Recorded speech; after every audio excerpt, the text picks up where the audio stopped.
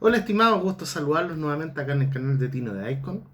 Recuerden que les hice una promesa que iba a tener hartos videos aprovechando mis días libres para poder tener la mayor cantidad de información posible y novedades dentro del canal.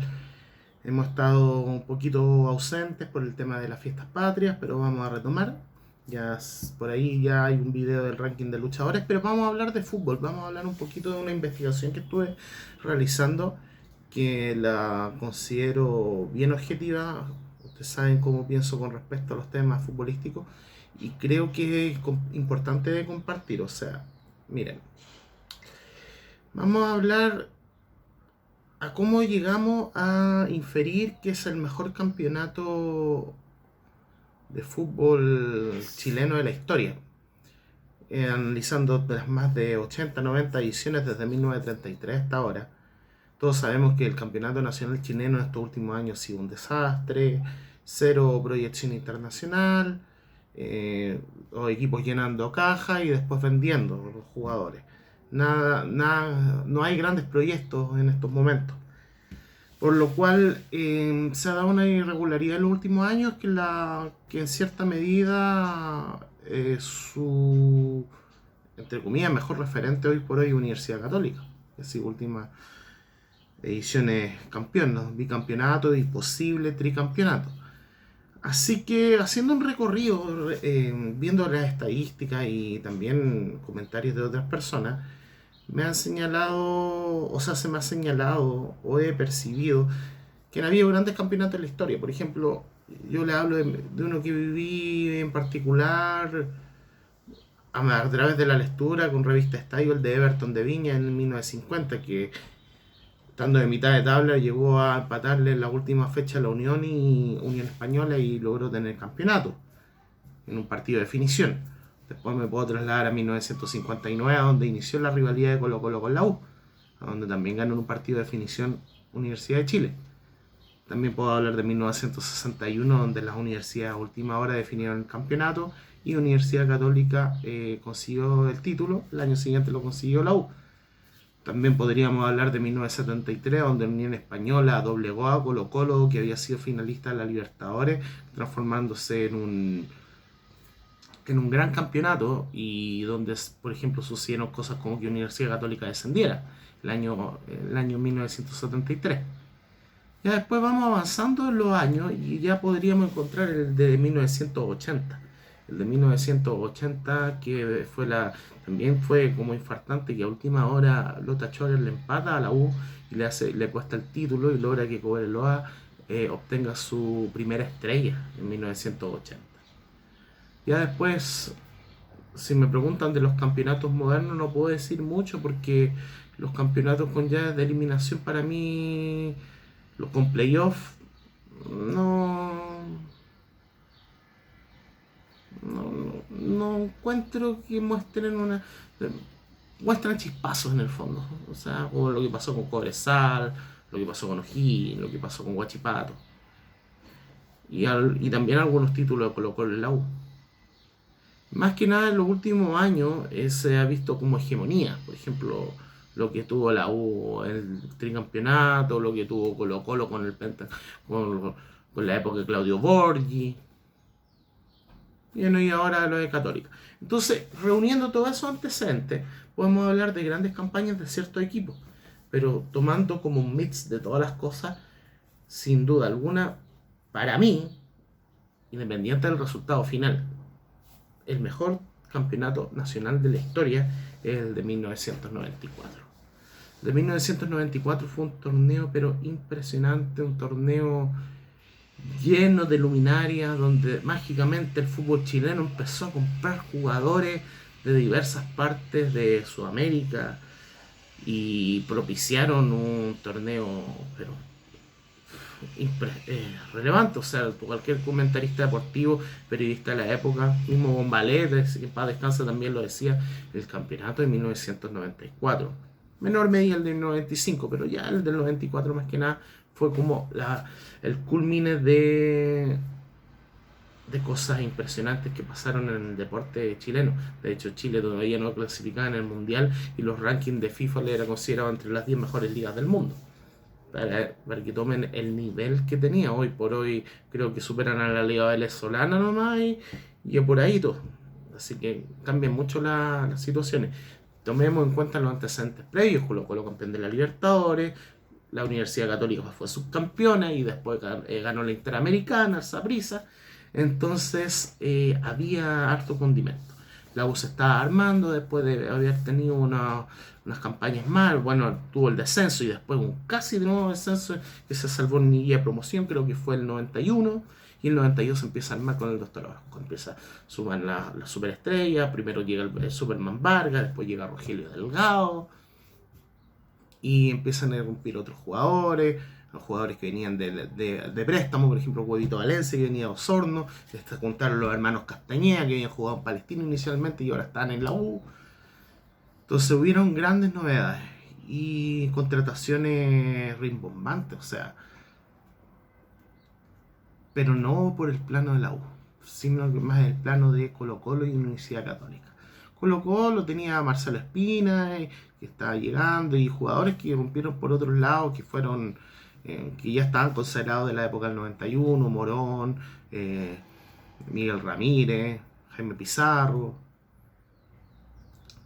Después más adelante recontratan a Ivo Gosay. Entonces ya habían nombres ya más luminarias más importantes. Estaba Cobreloa también, que en esa época todavía peleaba los puestos altos de la tabla.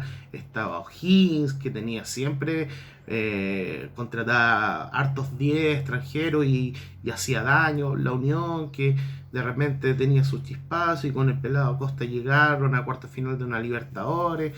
Así que habían equipos interesantes. Estaba ya los equipos de la cuarta región, Serena, Coquimbo, estaba Huachipato, estaba Deportes Concepción, estaba Rangers, estaba Everton, que como los equipos que están como en los últimos lugares en ese, estaba Deportes Temuco, que después del año 95 se mandó una muy buena campaña.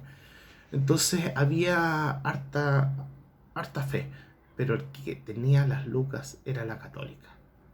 La Católica logró tener a mundialistas argentinos, jugadores que difícilmente hoy por hoy podrían llegar a formar parte del campeonato nacional chileno, por mucho que se tenga el dinero. Estamos hablando de Néstor Raúl Gorosito, de Sergio Fabián Vázquez y de Alberto Beto Acosta, que se convirtió en el goleador de ese campeonato. Sin embargo, la U tuvo algunas cartas nuevas, algunas cartas secretas. Contrató un volante ofensivo, era Raúl Arede, que lamentablemente estuvo solo un año en la U. Después tuvieron que conseguir un nuevo 10 y ahí llegó el Leo Rodríguez, y ahí ya la cosa infló de sobremanera. La temática del campeonato del 94 trata más que nada de que la U estaba perfilándose al título, pero a pesar de jugar tan bien, habían debutado con Osorno, goleada de visita, todo lo que tú quieras, pero la Católica era impresionante. O sea, la U podía ganar un equipo 4-0, la Católica le ganaba 7-0. Así era. Colo Colo tenía lo suyo, pero estaba muy, muy distante. Ahí la U también logró victoria importante sobre Colo Colo. Ahí es donde rompió Matador Sala, que se convirtió en el segundo goleador del torneo. Y bueno, la U trataba de pillar a la Católica, pero no podía. Y después hubo un suceso que cambió mucho las cosas, que fue que el formador de este campeonato, Arturo Salá, recibió una oferta del Monterrey de México.